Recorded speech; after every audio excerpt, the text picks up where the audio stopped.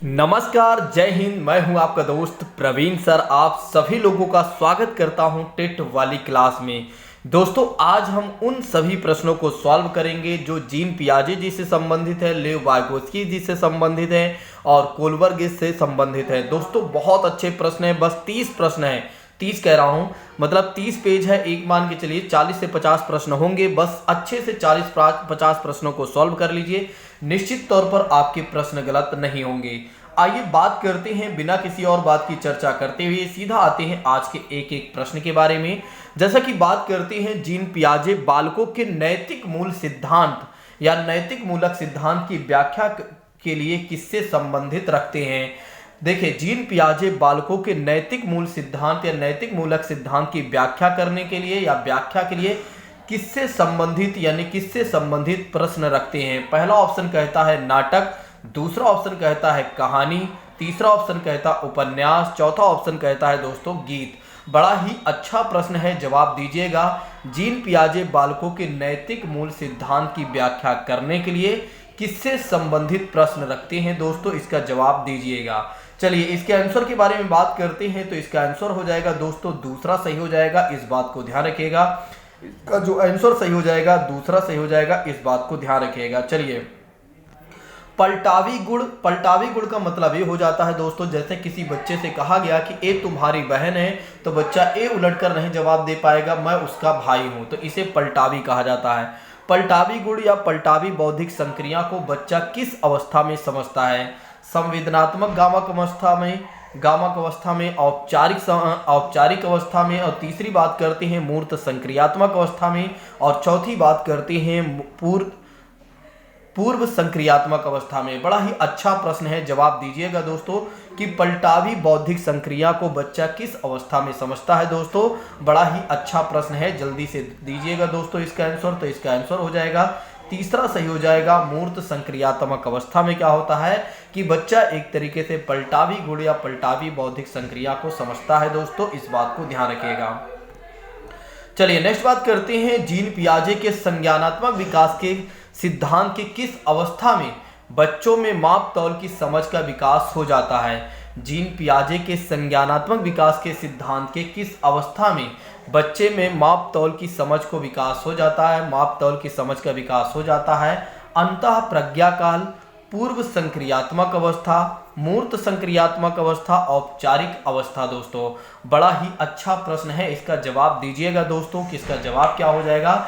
Gene पियाजे के संज्ञानात्मक विकास के सिद्धांत किस अवस्था में बच्चों में माप तौल की समझ का विकास हो जाता है। बड़ा ही अच्छा प्रश्न है, जवाब दीजिएगा दोस्तों। तो इसका जवाब क्या हो जाएगा, चलिए मैं आपको बता देता हूं। इसका जवाब हो जाएगा दोस्तों तीसरा सही हो जाएगा कि जीन पियाजे जी के संज्ञानात्मक विकास के सिद्धांत में मूर्त संक्रियात्मक अवस्था में क्या होता है कि बच्चों में माप तौल की समझ का विकास हो जाता है। तो बच्चों में माप तौल के विकास का समझ कब हो जाता है, जब क्या होता है मूर्त संक्रियात्मक अवस्था में बच्चे रहते हैं दोस्तों, इस बात को ध्यान रखिएगा। चलिए, बात करते हैं जीन पियाजे के अनुसार विकास की पहली अवस्था जो जन्म से लेकर लगभग 2 वर्ष की आयु के दौरान बच्चा सबसे बेहतर सीखता है दोस्तों। ठीक है, पहला ऑप्शन कहता है मूर्त तरीकों से चिंतन द्वारा, दूसरा ऑप्शन कहता है कि भाषा के नए अर्जित ज्ञान के अनुप्रयोग द्वारा, और तीसरा ऑप्शन कहता है इंद्रियों के प्रयोग द्वारा, और चौथा ऑप्शन कहता है निष्क्रिय शब्दों को समझने के द्वारा। बड़ा ही अच्छा प्रश्न है, जवाब दीजिएगा। पियाजे के अनुसार विकास की पहली अवस्था जन्म से 2 वर्ष की आयु के दौरान बच्चा सबसे बेहतर सीखता है दोस्तों, जवाब दीजिएगा। बड़ा ही अच्छा प्रश्न है। तो जो इसका जवाब हो जाएगा दोस्तों, इसका जो जवाब हो जाएगा, इसका जवाब हो जाएगा तीसरा सही हो जाएगा, इंद्रियों के प्रयोग द्वारा, इस बात को ध्यान रखिएगा। तो पहली अवस्था में क्या होता है, बच्चा एक तरीके से इंद्रियों के प्रयोग से क्या होता है, बेहतर सीखता है। ठीक है, नाक कान जो होते हैं, आंख वगैरह जो होती हैं दोस्तों, ये उसकी इंद्रियां होती हैं, और भी आप जानते ही हैं। चलिए बढ़ते हैं आगे।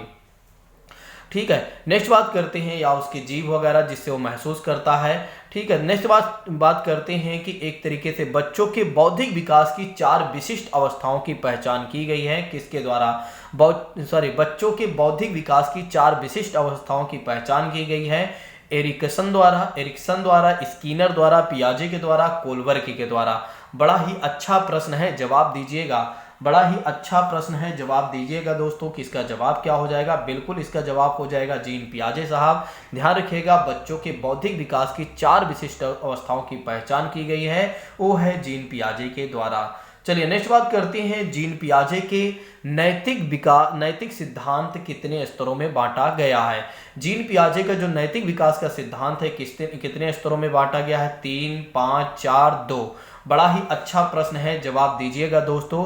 तो 3, 4, 5, 2, जल्दी से इसका जवाब दीजिए। तो इसका आंसर क्या हो जाएगा? इसका आंसर हो जाएगा पहला सही हो जाएगा, 3 हो जाएगा। जो बात को ध्यान रखिएगा। चलिए नेक्स्ट बात करते हैं, आज्ञा पालन की अंधभक्ति जीन पियाजे के किस नैतिक स्तर में पाया जाता है? आज्ञा पालन की अंधभक्ति जीन पियाजे के किस नैतिक स्तर में पाया जाता है? नैतिकता, समानता, नैतिक दबाव, नैतिक सापेक्षता और कोई नहीं। बड़ा ही अच्छा प्रश्न है, इसका जवाब दीजिएगा दोस्तों। आज्ञा पालन की अंधभक्ति जीन पियाजे के किस नैतिक स्तर में पाया जाता है? तो इसका जो जवाब हो जाएगा दोस्तों, इसका जवाब हो जाएगा नैतिक दबाव में। इस बात को ध्यान रखिएगा। ऑप्शन नंबर जो बी होता है वो यहां पर राइट हो जाता है। पियाजे के अनुसार स्वतः नैतिकता के स्तर तक पहुंचने में कौन सा तत्व सहायक सिद्ध करता है? पियाजे कहते हैं स्वतः नैतिकता मतलब स्वयं से जो नैतिकता आती है, ठीक है, इसको पहुंचने में कौन सा तत्व सहायक सिद्ध होता है? सहयोग, पारस्परिकता पर निर्भरता और विभिन्न दृष्टिकोणों के प्रति जागरूकता, उपरोक्त सभी। बड़ा ही अच्छा प्रश्न है, जवाब दीजिएगा।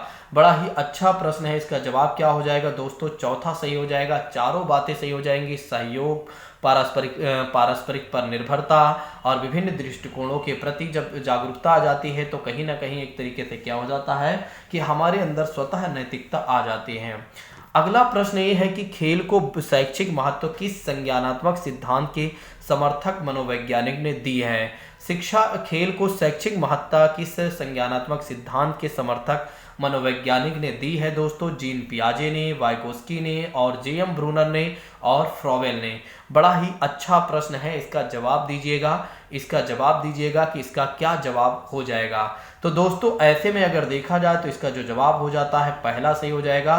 खेल को शैक्षिक महत्ता किस संज्ञानात्मक सिद्धांत के समर्थक के मान्यता दी है? तो जीन पियाजे के संज्ञानात्मक सिद्धांत में बच्चा किस सिद्धांत में और क्यों और कैसे प्रश्न करता है?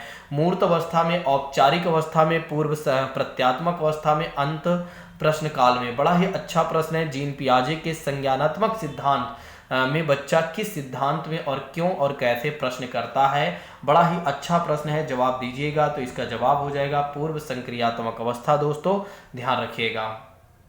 ठीक है, पूर्व संक्रियात्मक अवस्था यहाँ पर हो जाएगा, बस इतना ध्यान रखिएगा।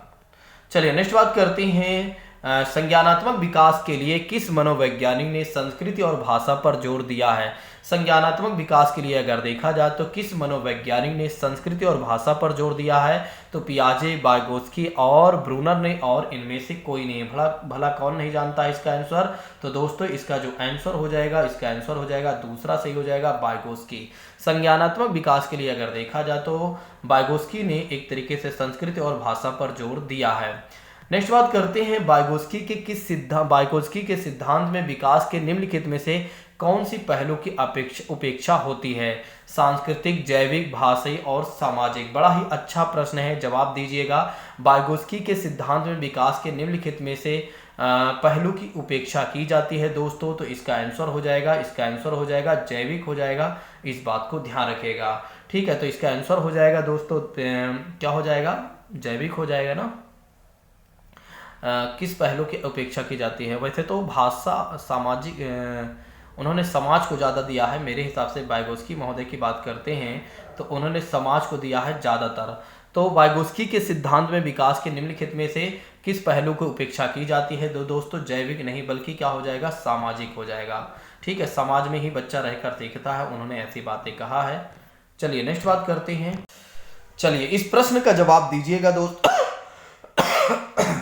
वाइगोस्की के अनुसार सीखने को पृथक नहीं किया जा सकता है, उसके सामाजिक संदर्भ में अब बोलने और अवधारणात्मक प्रक्रियाओं से, पुनर्बलन से और व्यवहार में मापने योग्य परिवर्तन से। कई बार टाइपिंग ऐसा कर दिया जाता है जिसको समझने में बड़ी ही ज़्यादा असमर्थता हो जाती है। वाइगोत्स्की के अनुसार सीखने को पृथक नहीं किया जा सकता है, यानी कि अलग नहीं किया जा सकता है। बहुत अच्छा प्रश्न है, जवाब दीजिएगा दोस्तों कि कौन सी चीज़ें हैं जिसे अलग नहीं किया जा सकता है। तो इसका जवाब क्या हो जाएगा? इसका जवाब हो जाएगा सामाजिक संदर्भ।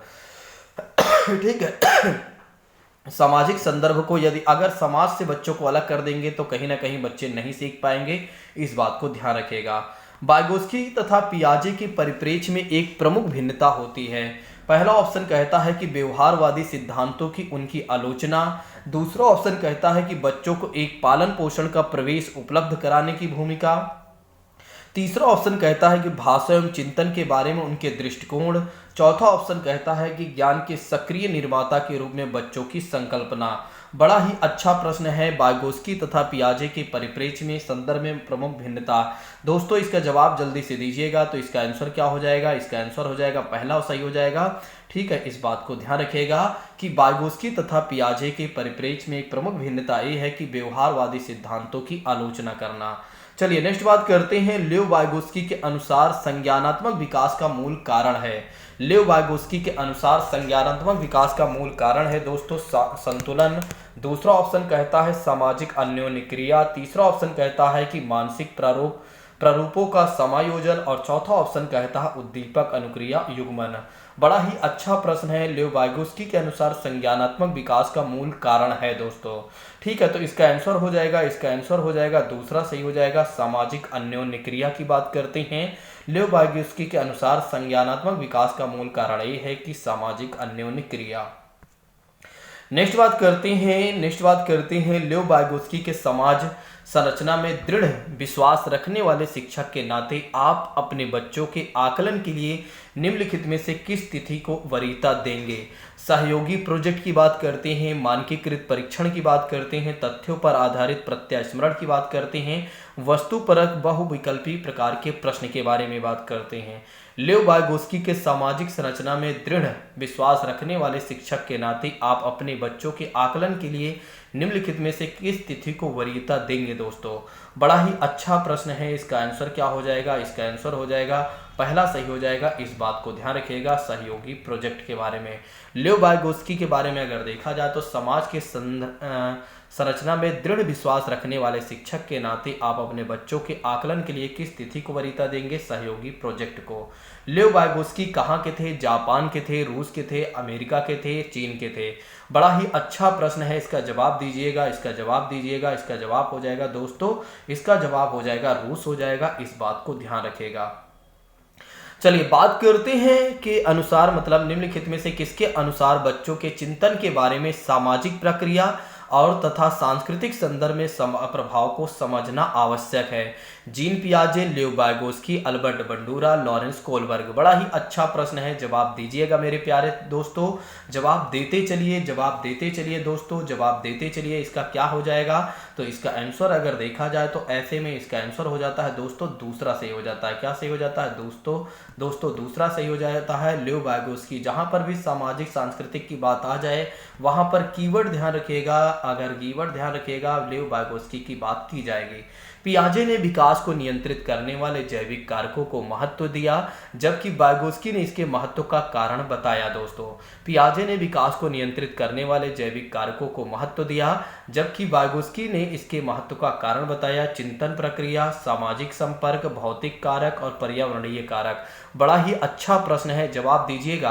पियाजे के विकास को नियंत्रित करने वाले जैविक कारकों को महत्व दिया गया है, जबकि वाइगोत्स्की के इसके महत्व का कारण बताया गया है। ठीक है, किसमें बताया गया है? इसका जवाब दीजिएगा। तो इसका आंसर हो जाएगा सामाजिक संपर्क हो जाएगा। तो दोस्तों पियाजे ने विकास को नियंत्रित करने वाले जैविक कारकों को महत्व दिया है, बिल्कुल सही बात है। पियाजे कहते हैं कि बच्चों का में जो विकास होता है उम्र के साथ बढ़ती, जैसे जैसे उम्र बढ़ती जाती है वैसे वैसे विकास हो जाता है। लेकिन वाइगोत्स्की कहते हैं कि एक तरीके से बच्चे का जो विकास होता है सामाजिक संपर्क से होता है। कोलवर के अनुसार बच्चे सीखते हैं संज्ञानात्मक विकास के चरण में, और शारीरिक विकास के चरण, संवेगात्मक विकास के चरण और नैतिक विकास के चरण। बड़ा ही अच्छा प्रश्न है। कोलवर के अनुसार अगर देखा जाए तो बच्चे सीखते हैं दोस्तों, तो इसका आंसर हो जाएगा चौथा सही हो जाएगा। इस बात को ध्यान रखिएगा। जहां पर भी नैतिकता, वैसे नैतिकता में तो जीन पियाजे भी आ जाते हैं, ठीक है, कोलवर में भी नैतिकता के विकास के कारण में आ जाते हैं, नैतिकता में आ जाते हैं। चलिए नेक्स्ट बात करते हैं। कोलवर के अनुसार वह स्तर जिसमें बालक की नैतिक दंड के भय से नियंत्रित रहती है क्या कहलाती है? कोलवर के अनुसार वह स्तर जिसमें बालक की नैतिकता दंड के भय से नियंत्रित रहती है क्या कहलाती है? पूर्व नैतिक अवस्था, परंपरागत नैतिक स्तर और आत्म केंद्रित स्वकेंद्रित नैतिक अवस्था और नैतिक स्तर। दोस्तों इसका जवाब दीजिएगा। बड़ा ही प्यारा प्रश्न है, तो इसका जो जवाब हो जाएगा एक सही हो जाएगा, पूर्व नैतिक अवस्था। दोस्तों इस बात को ध्यान रखिएगा। रिक्त स्थान भरिए कोलवर का एक सिद्धांत है, बालक के डैश डैश की व्याख्या करता है, अनैतिक, नैतिक, अनैतिक व नैतिक। दोस्तों इनमें से कोई नहीं। बड़ा ही अच्छा प्रश्न है, जवाब दीजिएगा। कोलवर का सिद्धांत बालक के विकास की व्याख्या करता है दोस्तों, तो इसका जो आंसर हो जाएगा दूसरा सही हो जाएगा, नैतिक। दोस्तों कौन सा सही हो जाएगा? नैतिक हो जाएगा। इस बात को ध्यान रखिएगा। लॉरेंस कोलवर के सिद्धांत में कौन सा स्तर सही अर्थों में नैतिकता की अनुपस्थिति को दर्शाता है? दोस्तों बड़ा ही अच्छा प्रश्न है, तो इसका आंसर हो जाएगा दोस्तों तीसरा सही हो जाएगा, यानी कि एक सही हो जाएगा। ठीक है, चलिए नेक्स्ट बात करते हैं। कोलवर के अनुसार अगर देखा जाए, कोलवर के अनुसार एक शिक्षक बच्चों में नैतिक मूल्यों को जन्म दे सकता है। कोलवर के अनुसार अगर देखा जाए तो एक शिक्षक बच्चों में नैतिक मूल्यों को जन्म दे सकता है। व्यवहार कैसे, एक तरीके से व्यवहार कैसे करें पर सख्त निर्देश देना, ठीक है। और दूसरी बात करते हैं, नैतिक मुद्दों पर चर्चा में उन्हें शामिल करना, व्यवहार की स्पष्ट नियम रखना और धार्मिक शिक्षाओं को महत्व देना। कोलवर के अनुसार एक शिक्षक बच्चों में नैतिकता के मूल्य को जन्म दे सकता है। इसका जवाब दीजिएगा। इसका जो जवाब हो जाएगा दूसरा सही हो जाएगा, इस बात को ध्यान रखिएगा। चलिए नेक्स्ट बात करते हैं। 9 वर्ष के बालक की नैतिक तर्कणा की बात करते हैं। तर्कणा आधारित होती है, ठीक है, किसी कार्य के भौतिक परिणाम उसकी अच्छाई या बुराई को निर्धारित करते हैं। दूसरा ऑप्शन कहता है कि कोई कार्य सही होना इस बात पर निर्भर करता है कि उससे व्यक्ति को अपनी आवश्यकता पूर्ति होती है। तीसरी बात करती है, नियमों का पालन करने के बदले में कुछ लाभ मिलना चाहिए। और चौथी बात करते हैं, सही कार्य वह है जो उस व्यक्ति द्वारा किए जाए और जो अन्य व्यक्तियों द्वारा अपने व्यवहार से प्रभावित होते हैं या करता है। दोस्तों बड़ा ही अच्छा प्रश्न है, जवाब दीजिएगा। तो इसका जो जवाब हो जाएगा दोस्तों, इसका जवाब हो जाएगा पहला सही हो जाएगा। इस बात को ध्यान रखिएगा, भूलिएगा नहीं। चलिए बात करते हैं लॉरेंस कोलवर के नैतिक विकास के सिद्धांत के स्तर पर। नैतिक मूलक सिद्धांत के आंतरिक नियंत्रण में रहता है। प्राक रूढ़िगत स्तर की बात करते हैं, रूढ़िगत स्तर, उत्तर रूढ़िगत स्तर और परंपरागत स्तर। बड़ा ही अच्छा प्रश्न है, इसका जवाब दीजिएगा। तो इसका जवाब हो जाएगा तीसरा सही हो जाएगा, ध्यान रखिएगा, ठीक है। उत्तर रूढ़िगत स्तर की बात की जाती है। नेक्स्ट बात करते हैं, कोलवर के नैतिक विकास के सिद्धांत के अनुसार निम्न अवस्था में लोगों की आशा तथा इच्छाएं पूरी करने के संदर्भ में सही गलत का निर्णय लेता है बच्चा। पहली अवस्था, दूसरी अवस्था, तीसरी अवस्था और चौथी अवस्था। जल्दी से जवाब दीजिएगा। बड़ा ही अच्छा प्रश्न है, इसका जवाब थोड़ा से देने में कठिनाई हो सकती है क्योंकि इतना हो सकता है आप डीप ना याद रख पाए हों। तो इसका आंसर हो जाएगा तीसरी अवस्था में क्या होता है कि बच्चे क्या करते हैं। तीसरी अवस्था में क्या होता है कि लोगों की आशा तथा इच्छाओं की पूरी करने में बच्चे सही गलत का निर्णय लेता है। चलिए नेक्स्ट बात कर कोलवर के नैतिक तर्क के चरणों के संदर्भ में किस चरण के तहत किसी बच्चे के गिरने की विशिष्ट प्रतिक्रिया होगी? यदि आप ईमानदार हैं तो आपके माता पिता आप पर गर्व करेंगे, इसलिए आपको ईमानदार होना चाहिए। सामाजिक अनुबंध अभिविन्यास, सजा आज्ञा पालन अभिविन्यास, good girl good boy orientation और लॉ एंड ऑर्डर ओरिएंटेशन। जवाब दीजिएगा। यहाँ पर आप बिल्कुल, अगर माता पिता गर्व करेंगे, जहाँ माता पिता गर्व की बात आ जाएंगे तो फिर हम क्या करेंगे, गुड गर्ल गुड बॉय बनने का प्रयास करेंगे। कोलवर के सिद्धांत के पूर्व पारंपरिक स्तर के अनुसार नैतिक निर्णय लेते समय निम्नलिखित में से किसके लिए व्यक्तिगत मोड़ होगा? दोस्तों व्यक्तिगत जरूरतों और इच्छाओं और व्यक्तिगत मूल्य और पारिवारिक अपेक्षाएं संभावित सजा और शामिल हैं, ठीक है। कोलवर के अनुसार पूर्व परंपरागत स्तर के अनुसार नैतिक निर्णय लेते समय निम्न में से किसके लिए व्यक्तिगत मोड़ आएगा? तो इसका आंसर हो जाएगा संभावित सजा, शामिल हो जाएगा संभावित सजा, इस बात को ध्यान रखिएगा। तो दोस्तों आप लोगों को ये क्लास कैसे लगी कमेंट बॉक्स में जरूर बताइएगा। Thank you so much. जय हिंद दोस्तों, टेक केयर।